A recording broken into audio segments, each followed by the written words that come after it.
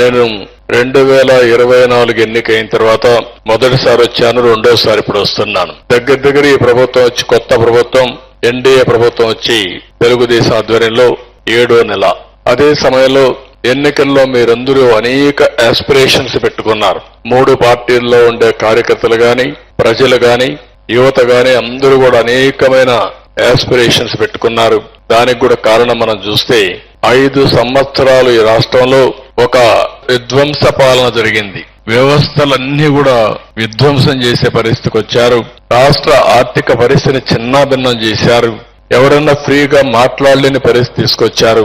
Final గా మనం చూస్తే ఎక్కడికక్కడ అభివృద్ధి స్టాండ్ స్టిల్ అయిపోయి, ఎక్కడ చూసినా ప్రజలను అణిచివేయడానికి ప్రయత్నం చేశారు తప్ప ప్రజలకు మంచి చేయాలన్న ఆలోచన లేకుండా పోయింది. అయితే ఇది నాకు కొత్త కాదు. ఈ నియోజకవర్గం నుంచి ఎమ్మెల్యేగా నేను ఎక్కడున్నా కుప్పం ఎమ్మెల్యేని, ఈ నియోజకవర్గం ఎమ్మెల్యేని. ఆ రోజు సమైక్య ఆంధ్రప్రదేశ్ లో కూడా నేను ఎమ్మెల్యేగా ఉండి సుదీర్ఘకాలం 9 సంవత్సరాలు ముఖ్యమంత్రిగా పనిచేశాను. 10 సంవత్సరాలు ప్రతిపక్ష నాయకుడిగా పనిచేశాను సమైక్య ఆంధ్రప్రదేశ్ లోని. మళ్లీ మొదటి ముఖ్యమంత్రి ఇక్కడ అయ్యాను, రెండోసారి ముఖ్యమంత్రి అయ్యాను, ప్రతిపక్ష నాయకుడిగా పనిచేశాను.